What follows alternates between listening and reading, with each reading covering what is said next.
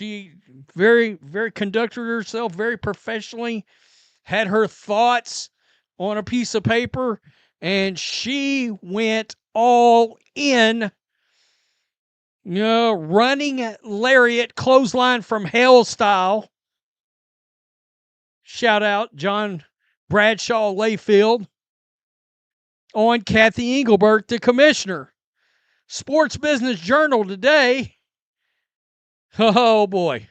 The situation surrounding WNBA Commissioner Cathy Engelbert has reached a critical point following Nafisa Collier's sharp public rebuke. The Minnesota Lynx star delivered what many are comparing to a devastating verbal assault on the league's leadership, presenting her criticisms in a measured yet forceful manner during a recent appearance. Sports Business Journal dropped a bombshell report suggesting Engelbert's tenure might conclude following the upcoming collective bargaining agreement negotiations. Though league representatives quickly dismissed these claims as completely inaccurate, skepticism remains high. Many observers doubt whether players will even participate in CBA discussions while she maintains her position. Today, oh boy, Rutrow.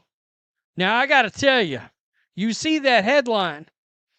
Engelbert likely to exit WNBA after CBA. League spokesperson claims it's categorically false. Yeah, I'm going to tell you what's probably false about it. They're not making it to the CBA with her. I don't believe these women are going to come to the table as long as she's still. Questions swirl about how she continues holding this role given the mounting pressure. Media scrutiny has intensified dramatically, with prominent voices across major platforms weighing in. Coverage spans from ESPN to Fox Sports, with personalities from various networks addressing the escalating crisis within the organization. According to insider reports, Engelbert's anticipated exit, roughly 6 years following her arrival from Deloitte, stems primarily from relationship difficulties. Sources indicate she struggled connecting with colleagues and athletes, despite the league experiencing remarkable expansion. I don't believe these women are going to come to the table as long as she's still commissioner. I don't know how she has a job today.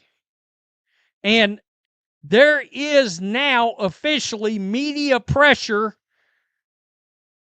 on Cathy Engelbert. Stephen A. Smith, Dave Portnoy, this morning, both ESPN, Fox Sports 1, on their morning shows. Barstool Sports morning show that's now on Fox. Collier's Tuesday statements from such a prominent athlete will likely worsen Engelbert's already precarious public position. One league source characterized the situation bluntly, noting Engelbert lacks relationship-building capabilities essential for the commissioner role. While acknowledging her business acumen and crediting her with certain achievements, the source emphasized that leadership at this level demands interpersonal skills touching every stakeholder group. The assessment suggested she simply doesn't possess this quality. Looking ahead, speculation exists that following CBA negotiations, she might claim success and transition back into corporate environments. It's now on Fox. ESPN First Take, talking about the situation going on in the league right now. Check this out. Sources said Engelbert's presumed departure 6 years after arriving from Deloitte, I don't know, is a relationship-driven, tied to the way she dealt with colleagues and players amid unprecedented growth within the league. Tuesday comments from an Engelbert declined providing comment on the controversy. Stephen A. Smith didn't mince words in his response, directly calling for Engelbert's resignation. He emphasized that when any athlete, particularly someone of Collier's stature, launches such pointed public criticism, the commissioner's tepid statement proves wholly insufficient. Smith characterized her response as feeble, questioning how anyone facing such direct accusations could offer such weak defense. Comments from an influential player such as Collier presumably won't help Engelbert's already unstable public standing and most likely exacerbated it. Quote, she hasn't connected. She's not a relationship builder, which you have to be in that job with the teams, players. You got to get along with everybody.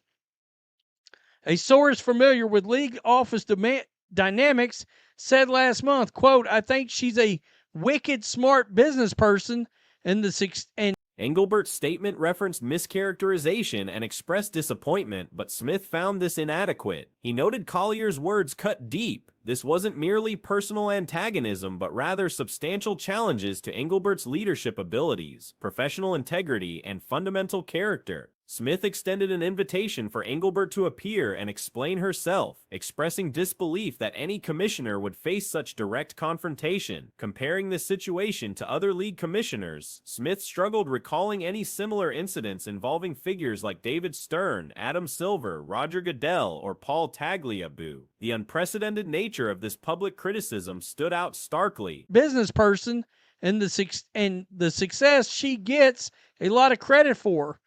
But a commissioner has to have a personality element that can touch every constituent that they have. I think she's just lacking it. You're where you are now. You have to get through this labor negotiation. After that, it wouldn't surprise me if she did a victory lap and rolled back into the corporate world somewhere. Engelbert unavailable for. Smith went further, suggesting even bringing in Adam Silver, whom he criticized heavily, would somehow represent an improvement over current WNBA leadership, highlighting just how problematic the situation has become. Dave Portnoy echoed these sentiments, calling the WNBA the most poorly managed league run by incompetent leadership. He praised Collier, noting she welcomed Caitlin Clark and new supporters from the beginning, earning his respect. However, Portnoy pointed out a troubling contradiction among players who applaud Collier's demands for better compensation while simultaneously attempting to alienate Clark and her fan base. Portnoy referenced a personal incident at a Fever Chicago game where officials launched an investigation over baseless accusations, demonstrating the league's willingness to attack Indiana supporters without evidence while failing to defend Clark. To the corporate world somewhere. Engelbert unavailable for comment. Stephen A. Smith. I want to see her. Cathy Engelbert, the commissioner of the league. Doggy, Peter, Monica, let me say for the record, you should resign. You need to resign, period. The reason I say that, Doggy, is because when a player, any player, but especially he noted the irony of players questioning why Clark receives attention yet happily accepting benefits like charter flights and improved media contracts that came with expanded interest. The commentary highlighted how veteran players want recognition and financial rewards without welcoming the newcomers bringing that growth. While agreeing with Collier's assessment, particularly regarding poor officiating, excessive physicality, and inadequate star protection leading to injuries, Portnoy noted she owns a competing league, unrivaled, suggesting ulterior motives amid CBA positioning. Nevertheless, the overarching problem remains. The league demonstrates an attitude suggesting fan support is unnecessary, which represents catastrophic thinking for any sports organization. Portnoy specifically mentioned the league being too physical, coming from someone with Boston basketball roots, emphasizing just how serious the officiating problems have become. Any player, but especially one of that magnitude, attacks you publicly like that. That weak-ass statement Commissioner Engelbert gave is not good enough. And I'm going to say it. It was a weak-ass statement. Could you imagine somebody directing comments and criticisms at you, taking conversations? The consensus among commentators is that the WNBA faces an emergency situation. Engelbert's continued presence seems untenable, with widespread confusion about how leadership proceeds into CBA negotiations when players universally reject the commissioner's authority. Many believe she cannot remain through the CBA process, that her involvement prevents negotiations from even beginning. Regarding credit for recent league growth, strong pushback exists against attributing success to Engelbert's leadership. Critics argue the expansion directly correlates with Caitlin Clark's arrival, not administrative decisions. But we're going to play some of her exit interview in this video. We're definitely going to react to the footage that has come out about Kelsey Mitchell, her and her sister. And before we get into all that, man, y'all already know, click a like on the video, subscribe to the channel, because we are officially in the off season. And yeah, this is going to be a long one, man. We don't know exactly what Caitlin Clark is going to do moving forward. I wish we did, but we don't. And a lot of people think she's going to do Unrivaled. I don't think she's going to touch on.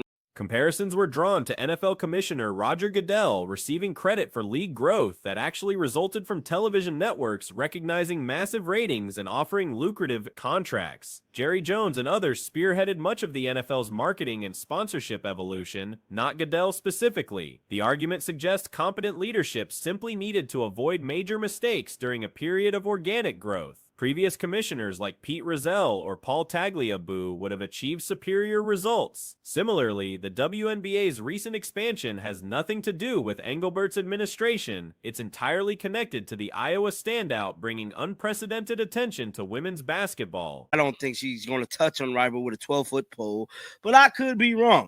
But with all that being said, man, let's head on over to YouTube and let's pull up this Kelsey Mitchell interview that she did with her sister that has simply broken the damn internet. Let's head on over there right now, dog. So I asked everybody to write a letter to you. I gotta read them. Oh, read them. Oh, that's a lot of them in here. Coach Craig. Coach Craig is like, he's like everything. The mounting pressure represents a critical juncture for the WNBA. Media coverage has intensified, player discontent has gone public in unprecedented fashion, and Engelbert's position appears increasingly untenable despite official denials. How the league navigates this leadership crisis heading into crucial CBA negotiations will likely determine the organization's trajectory for years to come. Kelsey Mitchell and her twin sister recently captured widespread attention online after releasing deeply moving footage from an intimate conversation. The Indiana Fever star sat down with her twin for a heartfelt discussion about her basketball career, the recognition she's finally receiving, and the personal struggles that shaped her path. Coach Craig is like, he's like everything. Like, he's the trainer, he's the speed and agility guy I go to, he's the weightlifting guy I go to. My fellow Scorpio, he's the OG. And when I lost my dad, he was the guy that kind of stepped up. So shout out to Coach Craig. Dear Kelsey, years have passed and I still remember that young sixth grader coming to speed training for the first time. You came in with that big smile and a lot of energy. You had no clue what your dad and I had discussed. He said, I'm your daughter to you, and I want the same training that given to my son. Little do we know where that training was going to take you. The fact that you are still doing this. Additionally, Mitchell participated in an end-of-season media availability where she addressed her concerning medical situation from the playoffs. The emotional centerpiece of their conversation involved reading aloud messages written by important people in Mitchell's life. Coach Craig, a longtime mentor who has worked with her since she was in 6th grade, penned a touching tribute. He recalled the first day she arrived at speed training sessions, full of enthusiasm and energy, completely unaware that her father had specifically requested she receive the same rigorous preparation as her brother. Craig reflected on how nobody could have predicted where that initial training would lead. We know where that training was going to take you. The fact that you are still doing the speed training today, your dad would be proud. Congrats, All-Star. My dog, and then my mom. Where you at, mama? That's your mama. Here's my mom, Kelsey. What's up, ma? Your basketball journey has been amazing. Your hard work and dedication speaks for themselves. When times are hard, you persevered. You had 5 coaches during your 8-year tenure with the Fever, and you have been very coachable. You exemplify what a professional athlete looks like on and off the court. You carry yourself with prowess and grace. You truly are dedicated. He noted that Mitchell continues those speed sessions to this day and expressed certainty that her late father would be incredibly proud. He concluded by congratulating her on becoming an all-star. Mitchell's mother also contributed a powerful message highlighting her daughter's remarkable basketball career. She praised Mitchell's work ethic and perseverance, noting how she navigated through 5 different head coaches during her 8 seasons with the Fever, while maintaining exceptional professionalism. The message emphasized Mitchell's coachability and how she conducts herself both during games and in her personal life with dignity and elegance. Athlete looks like on and off the court. You carry yourself with prowess and grace. You truly are dedicated to your craft. You go above and beyond what is asked of you. You take care of your body in season and off season. Your commitment to your career is awesome. Keep up the good work. You know, Coach Mitch is looking down and smiling, saying to himself, that's my seed. She is flying her own kite. She got her tail as well. Keep up the good work and everything will work out just fine. Much love, your mother. I love you, Mom. This is so dope. We are who we are because of our mama. Yeah. I ain't never gonna cap that. And we good people. Like because of her. She's a great Her mother acknowledged the extraordinary dedication Mitchell shows toward her profession, going beyond what's expected and maintaining her physical conditioning year-round. The letter closed with a reference to Coach Mitch, Mitchell's late father, looking down with pride, knowing his daughter is charting her own course. She encouraged her daughter to continue her excellent work, assuring her that everything would turn out well. The discussion then shifted to Mitchell's father, who clearly played a monumental role in her development. We are who we are because of our mama. Yeah. I ain't never gonna cap it. And we good people. Like Because of her. She's a great woman. Yeah, she got that Southern belle, so she got a little twist. Shout out to you, Mom. Little high school. That's my girl. Girl, I did everything with my dad. Yeah. Like, she can attest to that. Like, every job my dad had, I was practically like his second like coach slash like player slash like trainer. You was Like, the cone. like I was You the cone, drill. I was the drill. But yeah, he was just like my mentor, the trainer. I don't know what he was seeing in me, but what he was seeing in me, nobody else. Like, I didn't receive it much from like being in the W. Mitchell described accompanying him to every job he had, serving as his assistant in various capacities, whether as co-coach, player, or trainer. She explained that he functioned as her mentor and primary supporter, seeing potential in her that others didn't recognize. During her early years in the WNBA while trying to establish herself, she didn't receive much external validation, but her father consistently reminded her not to abandon her dreams. Mitchell revealed that she had always been reserved and overlooked for much of her career. From like being in the W and trying to find my way. And I didn't say that I deserved it or wanted it, but my dad just kept reminding me like, now you can't give up on this one. Yeah, So like you hear. I was always so quiet. I flew under the radar for so long. And so my dad was like, and it was just right before he died at AU, I was in Athletes Unlimited, and he was like, you special.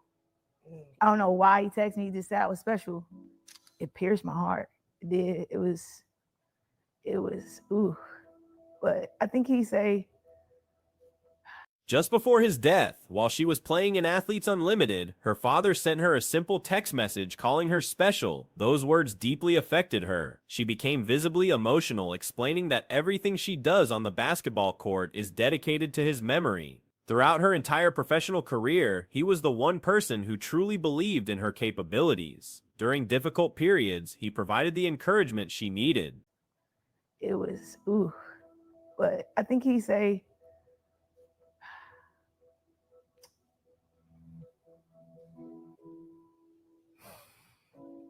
oh, peace, bro. Because everything I do, every time I step on the floor, it's my dad. Like, nobody believed in me. I kid you not. As long as I've been in this league, he believed in my ability when days were hard. She viewed her father as the role model she needed, demonstrating exceptional work ethic and dedication to his coaching profession, all while carrying himself with grace. Mitchell emphasized the importance of never forgetting her motivation, the young people watching, the future generation, her community, and where she comes from. She promised to always honor his legacy through her actions and never disrespect what he represented. Though the conversation brought her to tears, she paid tribute to her father as her best friend.